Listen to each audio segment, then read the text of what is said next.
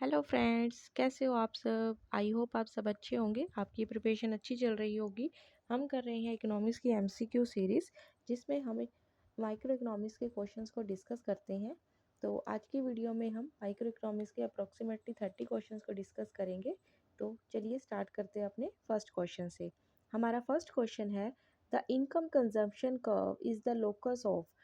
तो किसका हो सकता है, हमारा जो इनकम कंजप्शन कर्व है वो किसका लोकस है, कंज्यूमर इक्विलिब्रियम का, या consumer equilibrium only when income is varied, या फिर consumer income only when the prices changes, या फिर consumer equilibrium only when income is constant. तो ये बता रहा है इनकम कंजप्शन कर्व कहाँ होता है लोकस, कंज्यूमर इक्विलिब्रियम पे होता है, या कंज्यूमर इक्विलिब्रियम जब इनकम चेंज होती है, या प्राइसेस चेंज होते हैं, या इनकम कांस्टेंट होती है। इनके नाम से ही आप देख लीजिए, इनकम कंजप्शन कर्व, कि जैसे जैसे इनकम बढ़ेगी हमारी कंजप्शन लेवल क्या होएगा, इंक्रीज होएगा। ठीक है। तो इनकम कंजप्शन कर्व कैसे बनता है, इसका मतलब है कि देखिए, मान लीजिए हमारा ये वाई गुड है वाई एक्सिस पे, एक्स गुड हमने लिया है एक्स एक्सिस पे। ठीक है। अब क्या हो रहा है, ये हमारी बजट लाइन है। ठीक है। ये और ये हमारा इक्विलिब्रियम पॉइंट है, IC1 है हमारा। ठीक है। अब क्या हुआ, मान लीजिए मेरी इनकम बढ़ गई। इनकम इंक्रीज होने से मेरा IC कर्व भी इंक्रीज होएगा। मैं consumption goods of X Y की क्या कर दूंगी, इंक्रीज कर दूंगी, और मैं IC2 हायर IC कर्व की तरफ मूव कर जाऊंगी, इक्विलिब्रियम पॉइंट। अब जो ये इक्विलिब्रियम ऐसे ऐसे जाते रहेंगे, हाई जैसे जैसे इनकम बढ़ती रहेगी, हमारा क्या होगा, कंजप्शन लेवल इंक्रीज होता रहेगा। और हम क्या करेंगे, जो इन ये लोकस है, ये पॉइंट E1, इस पॉइंट पे जो E1 E2 E3 जो भी चलते रहेंगे, इस पॉइंट को मिला के जो हमारा बनेगा वो क्या बनेगा, वो बनेगा ICC। ICC का मतलब होता है इनकम कंजप्शन कर्व। ये देखिए, इन पॉइंट्स को लोकस को मिला के इन जो कर्व निकल के आएगी उसे कहेंगे ICC कर्व। तो ये कब बन रही है, जब हमारी क्या हो रही है, इनकम चेंज हो रही है। ठीक है। इनकम के चेंज होने से कंजप्शन पे क्या इफेक्ट पड़ रहा है, उस कर्व से जो बनती है हमारी, क्या बनती है, इनकम कंजप्शन कर्व। तो इसलिए इसका जो राइट ऑप्शन होगा वो हमारा होगा ऑप्शन बी, जब इनकम क्या हो रही है, चेंज वेरिड हो रही है। ठीक है। Next question is, each of the following question are based. अब एक फिगर दे रखी है, इसके बेस पे हमें क्या दिए हुए हैं, क्वेश्चंस। अब इन्होंने बोला हुआ है, इफ़ कर्व ICC1, जो हमारी इनकम कंजप्शन 1 है, ये देखिए ये ICC1 है, एक तरफ हमें ICC2 दे रखा है। ICC1 पे हम R पॉइंट पे है, ICC2 पे हम S पॉइंट पे है। ठीक है। अब इन्होंने ICC1 की बात की है, और उन्होंने पूछा है कि इस पे जो कंजप्शन आई होएगा वो क्या कंक्लूड कर रहा है, इससे हम क्या कंक्लूड कर सकते हैं कि X only is an inferior good, Y own. अब देखिए, इन्फीरियर गुड और सुपीरियर गुड क्या होते हैं। इन्फीरियर गुड वो होते हैं जो हमारे घटिया किस्म के लो क्वालिटी के गुड्स होते हैं, जिसमें जैसे जैसे हमारी इनकम बढ़ती है, एक बियॉन्ड पॉइंट है, देखिए इनकम बढ़ रही है। ठीक है। धीरे धीरे हमारी इनकम बढ़ रही है, हम कंजप्शन लेवल को क्या करते हैं, इंक्रीज़ करते हैं। ठीक है। लेकिन क्या होता है कि एक सर्टेन पॉइंट, मान लो आपकी एक बियॉन्ड द लिमिट, एक आपकी लिमिट है, उस लिमिट से भी अगर उस लेवल से आपकी इनकम बढ़ती जा रही है, तो आप क्या करोगे, हाई क्वालिटी और की डिमांड गुड्स की इंक्रीज़ कर दोगे जैसे जैसे आपकी इनकम बढ़ती है, और इन्फीरियर गुड्स की क्वालिटी को आप क्या करोगे, उसको कंज्यूम करना छोड़ दोगे। तो इसी को कहते हैं हम इन्फीरियर गुड्स। ठीक है। अब यहाँ और नॉर्मल गुड्स की हम डिमांड क्या कर सकते हैं, इंक्रीज़ कर सकते हैं, लग्जरी गुड्स की तरफ भी हम मूव कर सकते हैं। अब इन्होंने पूछा है कि ICC1 क्या शो कर रहा है। देखिए यहाँ पे हमारा ICC1 है, ये जा रहा है ऐसे R पॉइंट पे। अब आप देखिए हम क्या कर रहे हैं, इस पॉइंट पे आप देखोगे जैसे जैसे आप क्या कर रहे हो, कंजप्शन कर्व हमारी इनकम बढ़ रही है, हम क्या कर रहे हैं, वाई गुड्स की तरफ, ये देखो वाई गुड्स की तरफ हम क्या कर रहे हैं, ज़्यादा कर रहे हैं। ठीक है। और एक्स कमोडिटी को क्या कर रहे हैं, हम कम कर रहे हैं, क्योंकि देखिए एक्स कमोडिटी की तरफ से तो इसने क्या कर लिया, मुँह ही। यहाँ तक तो ठीक है कि हम दोनों गुड्स को क्या कर रहे हैं, ये सॉरी, यहाँ पे इस पॉइंट तक तो हम क्या कर रहे हैं, दोनों गुड्स की कमोडिटी को इंक्रीज़ कर रहे हैं। लेकिन एक बियॉन्ड पॉइंट पे आके हमने क्या करा, जब हमारी इनकम बहुत बियॉन्ड पॉइंट से ज़्यादा हो गई है, तब हम इन्फीरियर गुड्स की जो हमारे उसको क्या करेंगे, हम लेना उसके एक सब्स्टिट्यूट कर देंगे नॉर्मल गुड्स की तरह।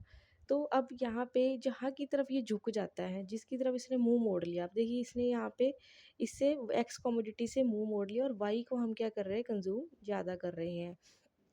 तो ऐसी सिचुएशन में क्या होगा, एक्स जो होएगा वो हमारा इन्फीरियर गुड्स होगा और वाई क्या होगा, हमारा नॉर्मल गुड होगा। ठीक है, तो इन्होंने ऑप्शन क्या दिया है, both and X and Y. देखिए दोनों इन्फीरियर गुड तो हो नहीं सकते, ठीक है, और एक्स अभी हमने बताया इसने एक्स की तरफ तो मुंह ही मोड़ लिया, तो एक्स क्या होगा, इन्फीरियर गुड होगा।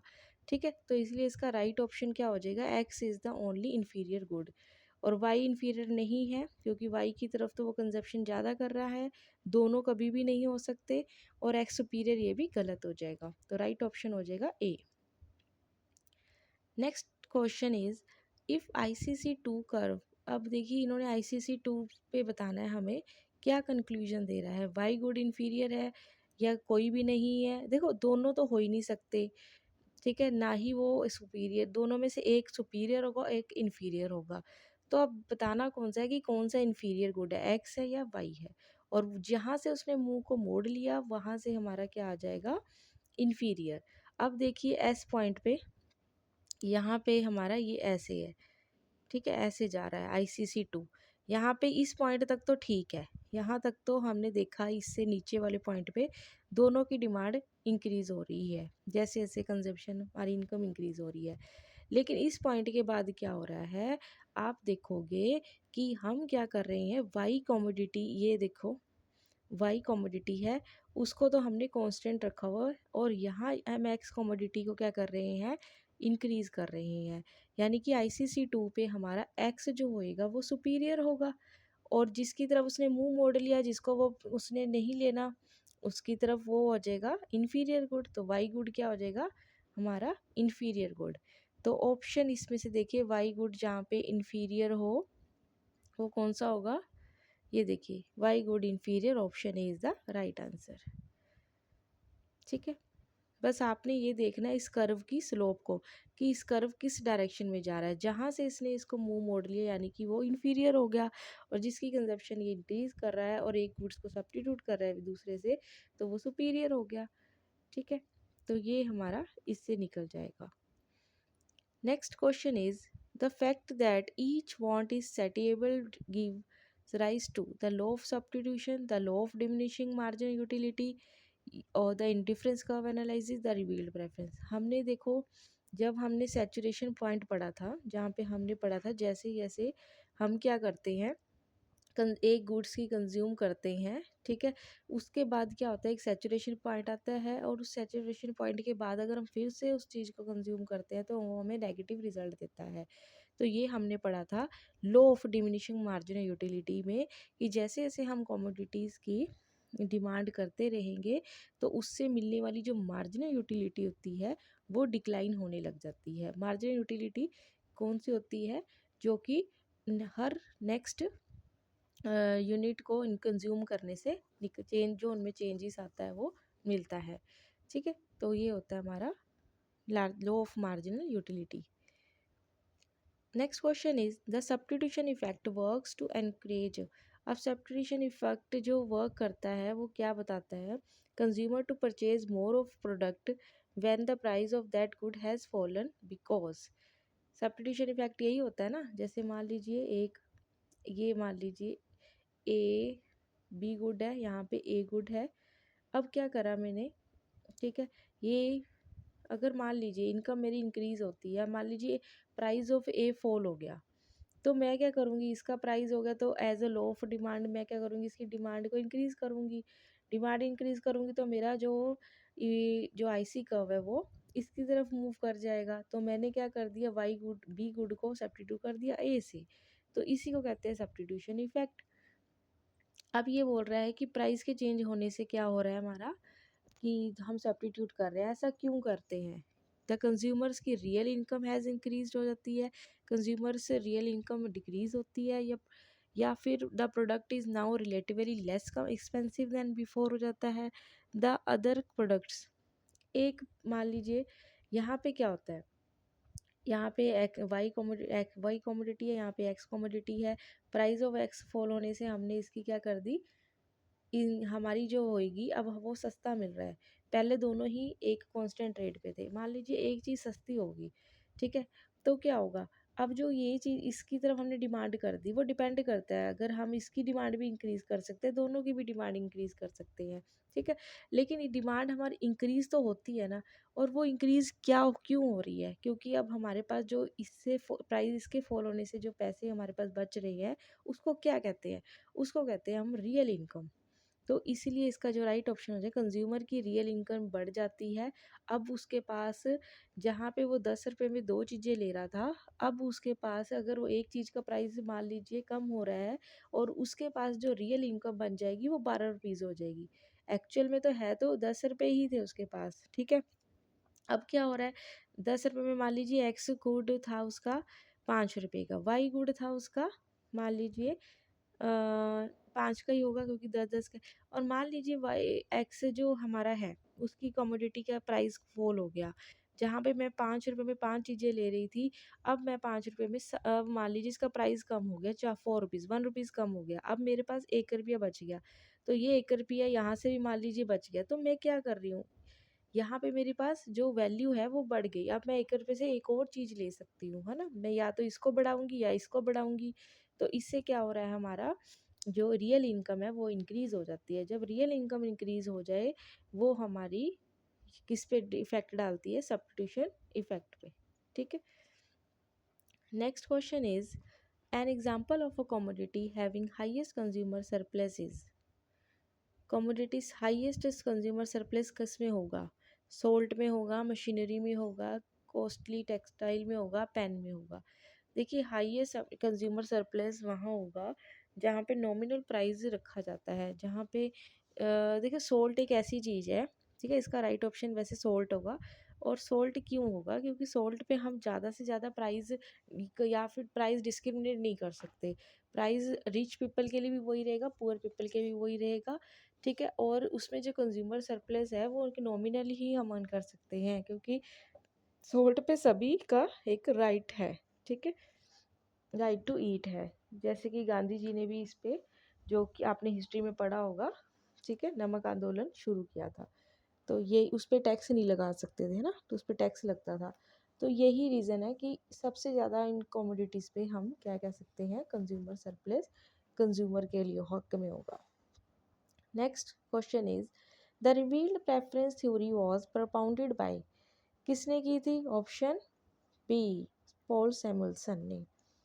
Next question is in which of the following fields the concept of consumer surplus is useful, देखिए कंज्यूमर सरप्लस किस फील्ड में सब होगा यूजफुल, कहाँ हो सकता है कंज्यूमर सरप्लस का, टैक्स पॉलिसी इसका राइट ऑप्शन होगा। क्यों, क्योंकि आप देखोगे रिच पीपल के लिए टैक्स हाई ज़्यादा होता है, ठीक है, लोअर लोअर इनकम ग्रुप के लिए टैक्स कम होता है, तो कंज्यूमर सरप्लस लोअर इनकम को ज़्यादा होगा और हाई रेट और हाई इनकम ग्रुप को ज़्यादा होगा, तो ये हमारा वहीं पे यूज़फुल होता है। रिवील्ड प्रेफरेंस थ्योरी एज्यूम क्या करती है, weak ordering, strong ordering, introspection, none of this. देखिए रिवील्ड प्रेफरेंस थ्योरी हमारी किस पे बेस्ड होती है, स्ट्रॉन्ग ऑर्डरिंग पे होती है। इसका मतलब क्या है कि हमने देखा ऑब्जर्वेशन पे डिपेंड करती है, रिवील्ड मतलब कि आप किसी को ही आपकी किसी की प्रेफरेंस आपके सामने रिवील हो रही है, ठीक है। आपने देखा कि एक बंदा है, वो दो ऑप्शन थे टी एंड कॉफ़ी के, लेकिन उसने क्या करा, उसने टी को परचेज़ किया, नेक्स्ट डे भी उसने टी को लिया, थर्ड डे भी टी को लिया, इसका मतलब उसकी जो वो क्या है, टी को लेने में ही वो उसको लेता है, कॉफ़ी को वो नहीं लेता है।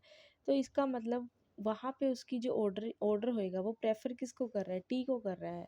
तो टी की जो प्रेफरेंस है वो हमेशा, चाहे आपके सामने उसे कॉफ़ी रख दीजिए, लेकिन वो क्या करेगा, टी ही लेगा, ये उसकी स्ट्रॉन्ग ऑर्डरिंग होएगी। वीक ऑर्डरिंग का क्या होता है कि आज उसने टी ले ली, कल आज परसों भी टी ले ली, फिर उसके अगले दिन उसने कॉफ़ी ले ली, तो यहाँ पे उसकी वीक ऑर्डरिंग हो जाएगी, यहाँ पे हम कह सकते हैं। लेकिन जो रिवील्ड प्रेफरेंस जो हमारी एजप्शन है वो बेस्ड है हमारी स्ट्रॉन्ग ऑर्डरिंग पे। Slutsky theory of consumption relates to, Slutsky जो थ्योरी है वो किस पे है, इनकम इफेक्ट पे, सब्स्टिट्यूशन इफेक्ट पे, कॉम्प्लीमेंट्री ऑफ गुड्स पे, both A and B. Slutsky ने इनकम इफेक्ट भी बताया है अपनी थ्योरी में, सब्स्टिट्यूशन इफेक्ट को भी बताया है, इसलिए जिसका राइट ऑप्शन हो जाएगा A and B. Next question is an income effect occurs when which of the following take place, an increase in demand is met with an increase in supply.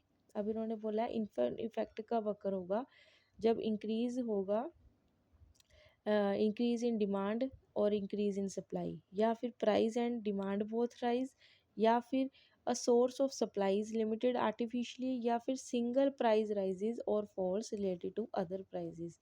इसमें से जो राइट ऑप्शन होगा वो होगा हमारा option D, prices rise और fall हो सकते हैं और विद रिलेटेड टू अदर, उसको हम कहते हैं इनकम इफेक्ट। ठीक है, जैसे मान लीजिए टू गुड्स है, उसमें से एक एक का प्राइस क्या हो रहा है, एक का प्राइस इंक्रीज हो रहा है, तो हम उसकी डिमांड को क्या कर देंगे, कम कर देंगे, और रिलेटेड जो गुड्स होएगा उसकी क्या कर देंगे, हम डिमांड ज़्यादा कर देंगे रिलेटेड गुड्स की।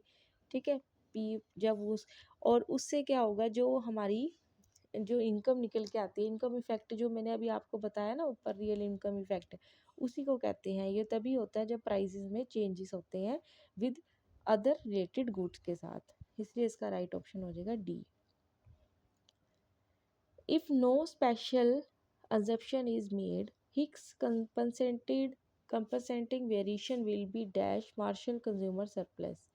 हिक्स का जो कंज्यूमर कंपनसेशन वेरिएबल होता है वो मार्शल के कंज्यूमर सरप्लस से क्या होता है, लेस देन होता है, ग्रेटर देन होता है, इक्वल टू होता है, या कुछ भी हो सकता है। तो इसमें जो इसका राइट ऑप्शन होएगा बी, ग्रेटर। हिक्स का जो कंपनसेशन वेरिएशन जो प्रिंसिपल है वो मार्शल के कंज्यूमर सरप्लस से क्या होता है, ज़्यादा होता है। The price consumption curve for a straight line demand curve extended to both axes। Price consumption curve क्या होगी, जब क्या हो रहा है, एक गुड्स का देखिए यहाँ पे गुड वाई है, गुड एक्स है, प्राइस ऑफ मान लीजिए एक्स फॉल हो रहा है, हमने क्या करा इसकी जैसे जैसे प्राइस इसका फॉल हो रहा है हमने इसकी कंजप्शन को ज़्यादा क्या कर दिया, इंक्रीज़ कर दिया, और इससे जो लोकस पॉइंट से मिल के आएगा वो हमारा प्राइस कंजप्शन कब होएगा। ये डिपेंड करता है, ये डाउनवर्ड भी हो सकता है, लोअर, ये इस तरफ की, अगर ये दोनों गुड्स क्या है, नॉर्मल गुड्स है, तो ये दोनों को एक साथ लेके चलेगा, ये स्ट्रेटवर्ड अपवर्ड राइजिंग होएगा। ठीक है, ये उसकी फर्दर इसकी जो पार्टीशन हो जाती है। लेकिन बस आपको ये ध्यान रखना है कि प्राइस के चेंज होने से जो दोनों गुड्स की डिमांड में जो चेंज आ रहा है उसके लोकस से हम क्या कहते हैं, प्राइस कंजप्शन कम करते हैं। अब उन्होंने बोला फॉर अ स्ट्रेट लाइन है, अगर स्ट्रेट लाइन है तो दोनों ही गुड्स क्या होंगे, नॉर्मल होंगे, हम दोनों के गुड्स की डिमांड को इंक्रीज कर रहे हैं। ठीक है, तो प्राइस जब क्या होएगा फॉल, तो ये क्या होगा, जैसे जैसे हम क्या कर रहे हैं, इन्होंने बोला है straight line demand curve extended to both axis, तो दोनों एक्सिस की डिमांड बढ़ रही है, इसका मतलब राइस जो प्राइस होएगा वो राइसिस थ्रू आउट होता जाएगा। ये देखिए इस तरह से हमारी जो ऐसे निकल के आएगी। ठीक है, price consumption curve. Next question is the price effect is, price effect किससे निकल के आता है, इनकम और सब्स्टिट्यूशन इफेक्ट से। प्राइस इफेक्ट को जब हम तोड़ते हैं, सब्स्टिट्यूशन इफेक्ट और इनकम इफेक्ट इन दोनों को मिला के हमारे पास प्राइस इफेक्ट आता है। तो ये रिजल्टेंट किसका होता है, इनकम एंड सब्स्टिट्यूशन इफेक्ट का, तो इसलिए इसका राइट ऑप्शन हो जाएगा ए। Next question is who demonstrated the abnormal shape of demand curve for diamond through the doctrine of conspicuous consumption। ये देखिए डायमंड जो वाटर डायमंड पैराडॉक्स था उसमें उन्होंने जो डिमांड कर्व था वो अलग सा दिया था, एबनॉर्मल शेप थी डिमांड कर्व की। क्यों, क्योंकि जैसे जैसे हम प्राइजेस डायमंड बढ़ते हैं उसकी जो डायमंड बहुत स्कार्सिटी होते हैं, और जिस चीज़ की स्कार्स होते हैं और वो उसकी मार्जिनल वैल्यू हाई होती है। ठीक है, तो ये वेबलेंट गुड्स जिन्होंने इनके नाम से जाना जाता था डायमंड को, उनके ही नाम से जाना गया है, थोस्टेन वेबलेन उनका नाम था। राइट ऑप्शन हो जाएगा ए, कि ज़्यादा से ज़्यादा हमें क्या होता है डायमंड्स गोल्ड को रखने के लिए, क्योंकि वो प्रीशियस वैल्यू है, उसको रखने से हम अपने आप को रिच फील करते हैं, इसलिए हम उसकी डिमांड ज़्यादा करते हैं, जबकि उनकी डिमांड प्राइजेस हाई होते हैं। ठीक है, इसलिए इसका राइट ऑप्शन हो जाएगा A. Next question is the superiority of the indifference curve approach over the utility analysis lies. अब ये बता रखा है, अब superiority of indifference curve approach किसने दी? देखो पहले आया था मार्शल का। मार्शल ने law of diminishing marginal utility दिया, फिर मार्शल ने उसी से लॉ ऑफ डिमांड निकाला। लॉ ऑफ डिमांड के बाद हमारे पास कार्डिनल यूटिलिटी आई। कार्डिनल यूटिलिटी के बाद हमारे पास इंडिफरेंस कर्व आया। इंडिफरेंस कर्व के बाद हमारे पास रिवील्ड प्रेफरेंस थ्योरी आई। अब जो इंडिफरेंस कर्व है उसकी जो उसने अप्रोच दी है सुपरिटी, वो क्या बता रही है? वो उससे इंडिफरेंस कर्व से क्यों सुपीरियर है दूसरी कार्डिनल यूटिलिटी से, ये बोल रहा है। दूसरी जितने भी यूटिलिटी फंक्शन है, एनालिसिस है, उससे क्यों इंडिफरेंस कर्व सुपीरियर है? इसका आंसर क्यों होगा? क्योंकि इंडिफरेंस कर्व एक तो प्रेफरेंस बता रहा है, ठीक है, और इंडिफरेंस कर्व के ही जो बेसिस पे जो पॉल सैमुअल्सन ने जो थ्योरी दी थी, रिवील्ड प्रेफरेंस थ्योरी, वो भी इंडिफरेंस कर्व के थ्रू ही बताया था। और इन्होंने ये भी बताया कि और जो हिक्स और एलन ने जो बताया है, सबसे ज़्यादा इम्पॉर्टेंट जो सब्स्टिट्यूशन इफेक्ट बताया, इनकम इफेक्ट बताया। सब्स्टिट्यूशन इफेक्ट से हमारा क्या निकल के आता है? लो ऑफ डिमांड निकल के आता है, प्राइस कंजप्शन कर्व निकल के आती है, इनकम कंजप्शन कर्व निकल के आती है। सारे गुड्स को ये इंडिफरेंट कर्व से अच्छे से एक्सप्लेन कर पा रहा है, जबकि कार्डिनल यूटिलिटी गिफन गुड्स को, गिफन पैराडॉक्स को, वाटर डायमंड पैराडॉक्स को अच्छे से एक्सप्लेन नहीं कर पाया था। इसलिए इंडिफरेंस कर्व जो अप्रोच है वो ज़्यादा सुपीरियर है, ठीक है। Next question is a forms TC curve, option A lie below the its variable cost, rises more steeply than. अब इसने पूछा है कि ओरिजेंटल कब होएगा, आइडेंटिकल होगा, उसके वेरिएबल कॉस्ट के बिलो होगा, अबव होगा, कैसे होगा? तो ये बता रखा है इसका। तो इसका राइट ऑप्शन जो होएगा, it is identical in shape to its variable cost curve but higher in position. Variable cost की तरह ही टीसी कर्व होता है, लेकिन ये वेरिएबल टोटल कॉस्ट किससे मिलके बनता है? वेरिएबल कॉस्ट और फिक्स्ड कॉस्ट से मिलके बनता है। तो टोटल कॉस्ट तो पहली बात तो अबव तो होगा ही, हायर पोजीशन पे होगा। दूसरा, ये किसके रिस्पॉन्स के अकॉर्डिंग चेंज होता है? फिक्स्ड तो फिक्स्ड ही है, ये वेरिएबल कॉस्ट के अकॉर्डिंगली शिफ्ट होगा। अगर वेरिएबल कॉस्ट ऐसे है तो टोटल कॉस्ट भी हमारा क्या हो जाएगा? इसी तरह शेप में जाएगा। और फिक्स्ड कॉस्ट तो हमारा एक हॉरिजॉन्टल एक्सिस पे होता है, तो इसलिए इसका राइट ऑप्शन हो जाएगा डी। अगर उन्होंने पूछा होता फिक्स्ड कॉस्ट कब, वो हॉरिजॉन्टल एक्स एक्सिस पे पैरेलल हो जाता, ठीक है। और वेरिएबल कॉस्ट आज पूछा होता तो आपने बिलो द टीसी कर्व लिखना था। Next question is the LSC curve falls when the LMC curve falls, rises when LMC curve rises, goes through the lowest point of the LMC curve, या falls when LMC less than A LAC and rises when LMC। देखिए LAC curve को हम क्या करते हैं, ये रहा हमारा long run average cost curve, जो कि किससे मिलके बना होता है? छोटे छोटे small LMC small AC curve से मिलके बना होता है, ठीक है। ये हमारा LAC कर्व आ गया। LMC कर्व ये होगा हमारा इस तरह, ठीक है। अब इन्होंने पूछा है जो LAC कर्व होगा फॉल कब होएगा? जब ये जो हमारा होएगा LSC कर्व जो होएगा बड़ा होएगा LMC से। यहाँ देखिए LMC कर्व नीचे है और LAC है, यानी कि ये कंडीशन सही है। और राइजेस कब होएगा? जब LMC कर्व ग्रेटर होगा LAC कर्व से, ठीक है। सेम है जैसे short run average variable cost curve होता है, वैसे ही हमारा long run average cost curve, इसलिए इसका राइट ऑप्शन हो जाएगा B. Next question is which of the following is not an implicit cost of production. Implicit cost of production कौन सी होती है? और एक एक्सप्लिसिट कॉस्ट होती है। इम्प्लिसिट कॉस्ट वो होती है जो कि हम अपने किस में लिखी जाती है, हमारी हिडन कॉस्ट भी हम कहते हैं इसको, जिसको अकाउंटेड कॉस्ट में काउंट नहीं किया जाता है, जो कि अंदर के खर्चों को हम लिखते हैं, ठीक है। तो इकोनॉमिक्स में हम इसको कंसिडर करते हैं, फाइनेंशियल अकाउंटिंग में हम इसको कंसिडर नहीं किया जाता। तो इनमें से कौन से नहीं हो? देखिए वेजिस ऑफ सेल्फ एम्प्लॉयड हो सकता है, depreciation of machinery, returns on owned capital, cost of raw material. देखिए इसमें से कौन सा नहीं होगा? तो हो सकते हैं वो इम्प्लीसिट, तो वो तो आपको पता ही है। वेजिस सैलरी जो है वो फिक्स है, जो मशीनरी पे जो टेयर वेयर लगने हैं वो भी फिक्स्ड है, ठीक है। रिटर्न्स टू ओन जो कैपिटल जो हानि है वो भी फिक्स है। लेकिन कॉस्ट ऑफ रॉ मटेरियल हमारा वेरिएबल है, वो चेंज हो सकता है, ठीक है। वो हमारा इम्प्लिसिट में नहीं आएगा। तो ये जो कॉस्ट ऑफ रॉ मटेरियल होता है वो एक्सप्लिसिट कॉस्ट में आएगा, इसलिए इसका राइट ऑप्शन हो जाएगा D. Next question is a marginal firm is a firm which is in the position of. Marginal firm कहाँ होएगा? Equating with A C with A R, earning normal profits only, rising average cost, both A and B. तो इसका right option हो जाएगा both A and B. यानी कि जब हम मार्जिनल कॉस्ट को किससे इक्वेट करते हैं? ए सी से, ठीक है, ए सी और ए आर के साथ, ठीक है। ए सी और ए आर से हम क्या निकालते हैं? उसकी देखते हैं कि कितना वो हमारा प्रॉफिट मैक्सिमाइजेशन होगा, प्रॉफिट लॉस होगा, क्या होगा। और मार्जिनल कॉस्ट से हम इसलिए कंपेयर करते हैं, सुपर नॉर्मल प्रॉफिट हो रही है, शट डाउन कौन सी इसमें नॉर्मल प्रॉफिट हो रही है, ठीक है, प्रोड्यूसर्स का इक्विलिब्रियम कहाँ होगा, वो हम इसमें करते हैं।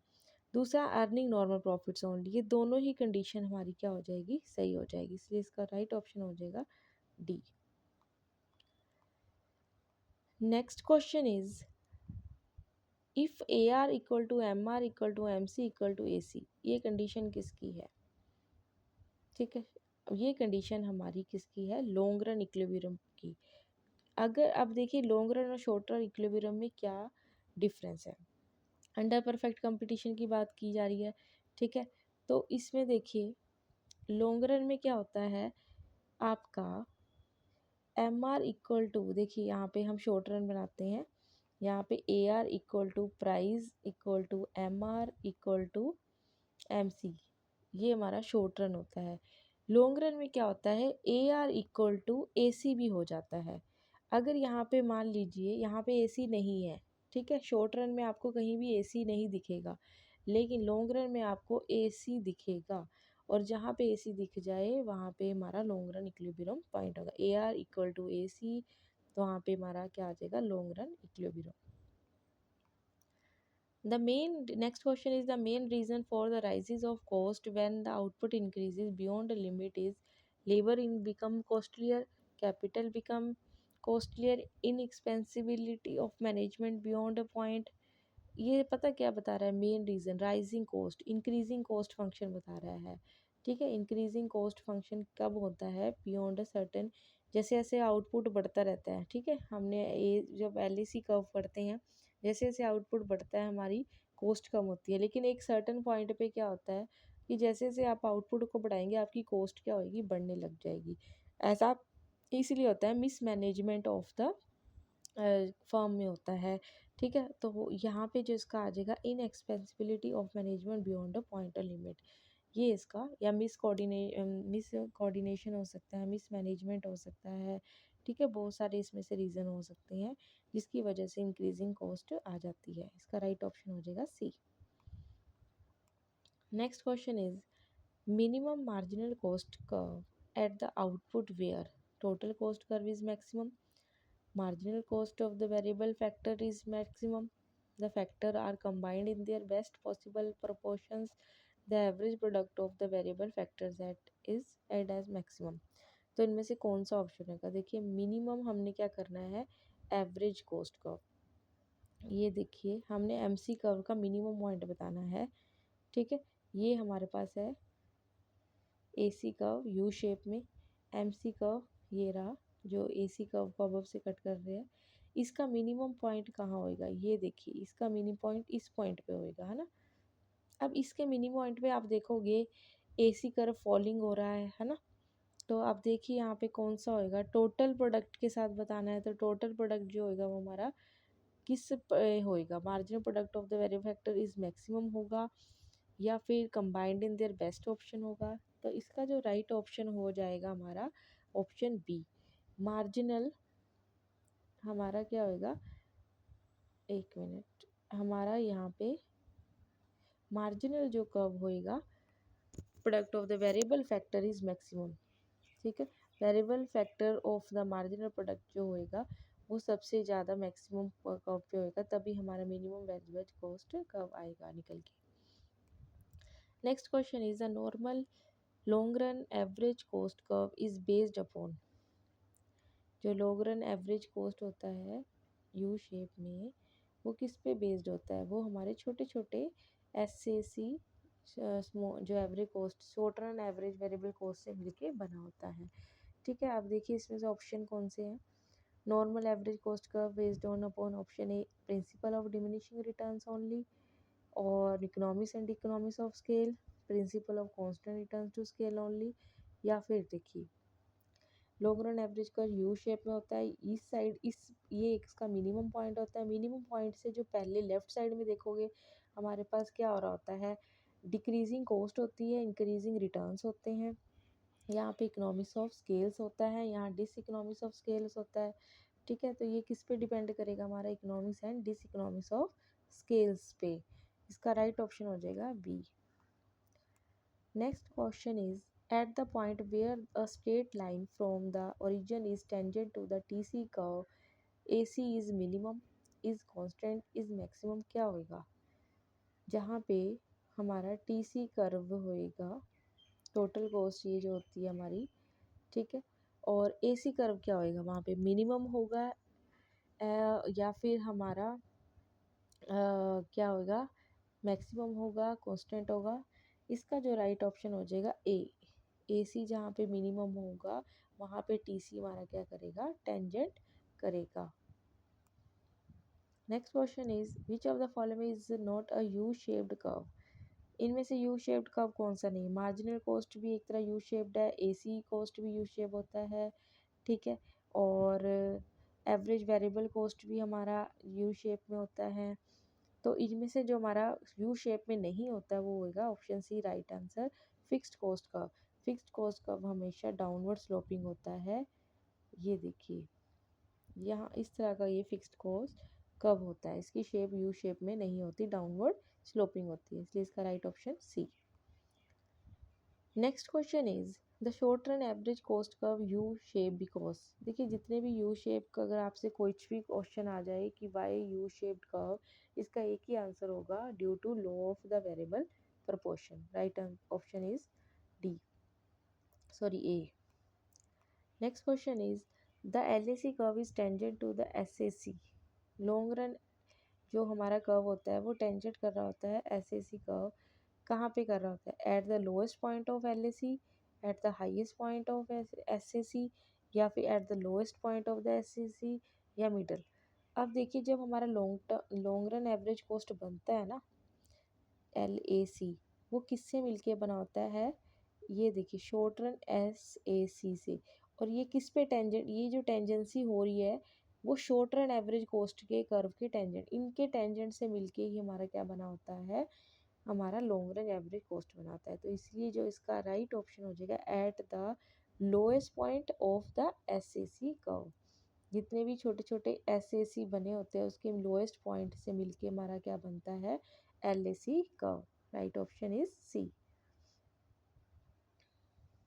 Next question is the long run average cost curve always passes through, किसको पास करके जाता है, each SAC curve, each SVC curve, each AC curve, each अभी हमने पढ़ा long run average cost curve होता है वो छोटे छोटे SAC कर्व को मिलके बना होता है, उनको ही पास करके जाता है।